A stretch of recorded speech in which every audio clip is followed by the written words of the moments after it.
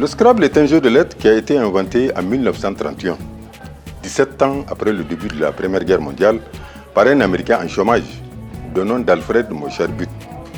Il confectionna ce jeu suite à l'avènement du désœuvrement, mais aussi suite au désagrément créé par toutes ces années de guerre. Mais heureusement pour lui, peu de temps, il retrouva du travail et mit son œuvre en veilleuse. Finalement, il a fallu attendre l'année 1954 afin qu'une firme anglaise de nom de Spears & Sons décroche le monopole de la fabrique du Scrabble. Et c'est dans cette même année que le Scrabble traversa l'Atlantique, arriva en France et finit par atterrir en Afrique. Des clubs se créèrent, des fédérations s'érigèrent et des compétitions s'organisèrent. Actuellement, vous pouvez compter une vingtaine de fédérations africaines, dont la FNS, entendons par là la Fédération nigérienne de Scrabble.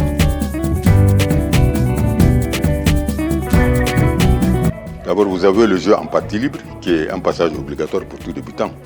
Il y a le duplicate. C'est une formule qui permet à plus de 1000 personnes de jouer en même temps. Par exemple, on vous tire les lettres au tableau. S'il y a 20 joueurs, les 20 joueurs ont les mêmes lettres. Et maintenant, on vous dit à chacun de trouver son mot. Maintenant, comme je vous dis avec ce tirage, par exemple, quelqu'un, lui, avec ces mêmes lettres, il écrira le verbe traîner, traîne.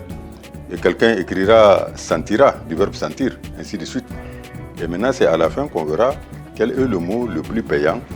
Et c'est à partir de là maintenant que ce mot est fixé au tableau. Et tout le monde fixe le même mot sur la salle. Le A, B, C, D et F jusqu'à O là, et 1, 2, 3, 4, c'est un système qu'on appelle le duplicate, qui se joue dans les compétitions internationales.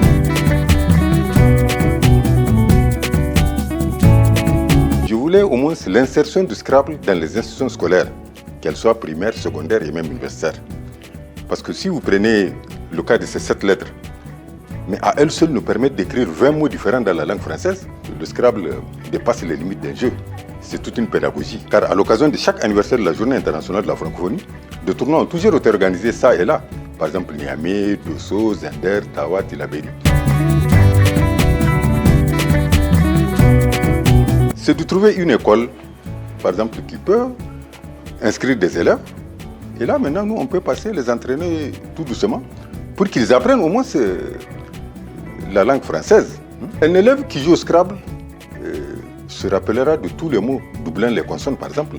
2 L, 2 T, 2 N. Il se rappellera de la conjugaison. Studio Kalangu,